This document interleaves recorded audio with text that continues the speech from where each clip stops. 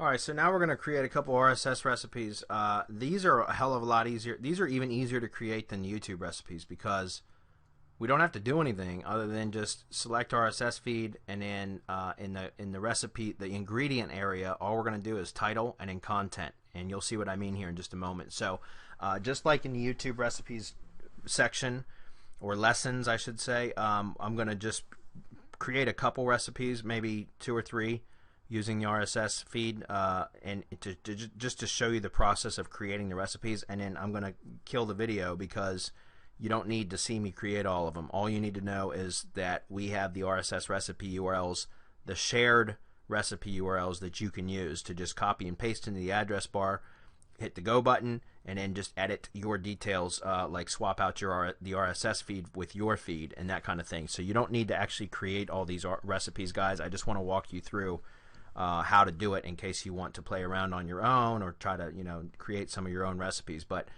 the quickest way and the most efficient use of your time is going to be to just use the recipes that we created with the share recipe URL. So that said, in the dashboard here, I'm going to click on Create Recipe, and I'm going to select If This, and it's going to be RSS. That's going to be my trigger. So new feed item. So every time it detects a new feed item, it's going to trigger. It's going to fire. Okay. And the feed URL is going to be the URL that we just in the previous video, the RSS recipes overview, I showed that I'm using a feed, our RSS plugin, okay, the SM RSS plugin, and this is the feed URL, the full feed URL, because it gives us our custom URL. If you're not using our plugin, then it's just going to be yourdomain.com/feed. If it's WordPress, it'll be /feed, okay? So let's go ahead and paste this in there, and we're going to click Create Trigger. If you click Create Trigger and it gives you an error message, guys, there's 2 things you need to check. Number 1, first of all, your feed has to have an item in it or it will not work. If it's an empty feed, it will not work. The other thing is your feed has to have a title, and this is your site title. So you have to go back into WordPress and make sure that if you're inside of WordPress, go to Settings, General, and make sure that your site title has a title. Okay, otherwise it will not work. Okay, all right. So now we're going to select that as the trigger, and we'll just start right off the top. We'll go with Bitly because that's the first one I see. We're going to add a public bookmark, which is like just a short URL, and all this is going to be entry URL. And for the notes, you can say via, and I would say, let's look at the ingredients and see what's in there. I would probably just say the entry or the feed title, which is going to be the main website name. In this case, the feed title is this, Big Bamboo Demo Site. So that would be essentially the bitmark is going to be entry URL, which is like a bookmark, via the feed title, and then the feed URL is going to link directly over here to the feed URL, which that's not a bad thing either. So I would just leave this recipe just the way that it is, click Create Action, and now I'm going to give the recipe a title, which is going to be RSS to Bitly, and create recipe. And then what would do is if I wanted to publish this particular recipe, I would, and then I would copy the published recipe URL. I don't need to do that. I already have all these recipes created, so you don't need to do that. We'll walk through 1 or 2 more. I'm going to go back to my recipes, create recipe, if this, and let's go RSS. And then we're going to say new feed item. We're going to use the same feed URL, create trigger, and then we're going to select if or then that, and let's go to Blogger next. Blogger is going to be next anyways. Let's go to Blogger. We're going to create a post, and see for the other blog accounts, all you need, because look, we want to get rid of all this other stuff. The only thing we want down here is entry content. Nothing else. If we've got attribution in our RSS feed, if there's an attribution link in our RSS feed, which remember, let's go take a look at this, guys. I want to. If you're using our plugin, the attribution is going to be what we added in the plugin settings, and it's going to allow us to do the full text post. And we can put spin tags in, right? And you can have it. You can have full text post, or you can have it truncate. It's entirely up to you. And you can also put spin tags in, which will give you some variations of your attribution text. Okay. However, we can go still look at the original feed because the original feed still exists. It's going to be the same URL just without the /demo at the end. So if we take this over and take a look at this, we're going to see here we still have the original feed. Okay, we still have the original feed here, and the attribution link already exists. This is because of the RSS, the Yoast SEO plugin, which we can disable that if we want. Apparently I didn't disable it, but it's still got the attribution regardless of whether we're using the Yoast plugin or just the native WordPress feed output. It still has attribution. So my point is inside of IFTTT in the body, all we need is entry content. That's it. Everything else can be deleted. So we need title, which is entry title, body, entry content. That's it. And for labels, I would get rid of anything except perhaps the feed title and click create action. Again, guys, you don't need to worry about any of this if you just use the recipes that we give you, but I just want to explain how these work so that you understand and why we're doing it this way. Alright, so we're going to go ahead and create one more. So we'll go to My Recipes and we'll click Create Recipe. We'll go if this, RSS, grab the feed, new feed item, use the same feed URL, create trigger, then that, and let's go to buffer. So buffer is going to be next, and that's going to be what would post our blog post to our Google Plus page, right? So it's going to be add to buffer. And all we want is entry title, entry URL.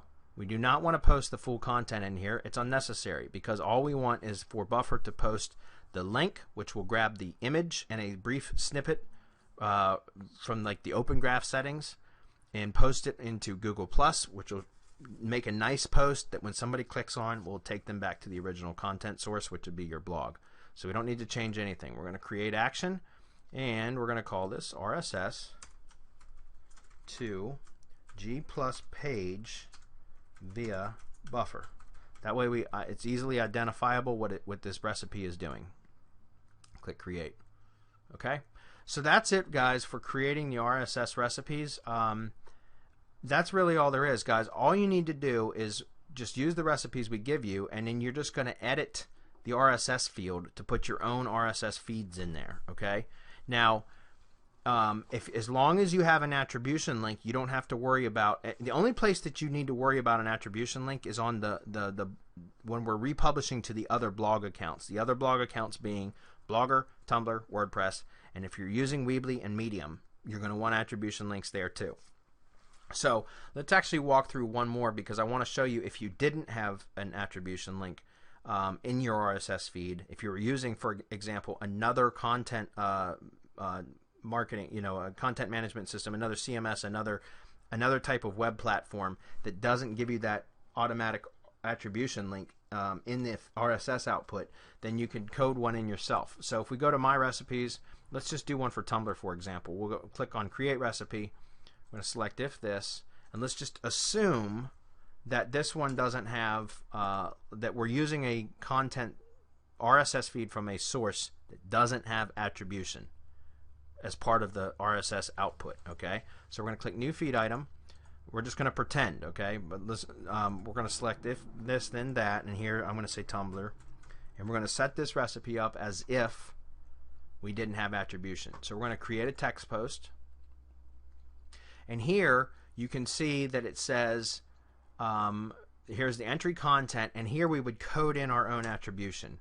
And the attribution, you have to know a little bit of HTML, so it'd be ahref equals, and we could put right here select from the ingredients list. It's going to be the entry URL. This is the original post URL. Okay, then in the anchor text we'd put the entry title. Okay, so that's going to be entry title right there. And we would probably wrap this up and say something like article source here, something like that, and that would be it. That's all you need to do, okay, is just code your own attribution into the recipe, guys. And one more time, this is only if you're using an RSS feed that does not give you the ability to have an attribution link in the feed output. Okay, so if you're using a different platform with an RSS feed output and there's no attribution link in the feed items, then you can code it in yourself right here. You don't have to do this if you're using WordPress, because you're either going to have the default WordPress attribution that's now just part of WordPress, or you're going to use the Yoast RSS plugin, or excuse me, Yoast SEO plugin with the RSS function enabled, or you're going to use our plugin that has the ability to do the full text post, gives you a custom feed URL, and gives you the ability to spin your attribution text. So just wanted to clarify that with you. And if you were going to use this is how you would do it. Very, very simple, guys. Okay, but we don't need to do that, because all we need is the entry content, right? Because all we already have attribution in our URL from either this version, if we're using our own plugin, the SM RSS plugin, or even this version, because it's got the attribution here, right here. Okay, so that's it for the RSS. Just in the description area of this video, you will have a link to the account workbook template, and then the IFTTT recipes tab is going to be all the public or shared recipe URLs that we suggest you use. Just so you know, let me go ahead and create action real quick. One more thing. Let me just title this and I'll show you. And I'll probably put another video right after this one, just to make sure everybody is aware of how to use the RSS URLs, share URLs. So I'm going to click create. I'm going to jump back over to the spreadsheet, and right here where it says IFTTT recipes in the tab, you're going to see all the IFTTT recipes over here. So like we haven't set one up for WordPress.com yet. Well, I'm just going to copy this URL right out of the spreadsheet. I'm going to go back over to my browser, paste and go, or paste it in and then hit enter. And all we need to do is come down here and swap out this URL. That's it, guys. You don't have to do anything else. Just swap out the URL and click add. You're done. So that's a hell of a lot more efficient than creating your own recipes, just so you know. All right, we'll see you in the next video.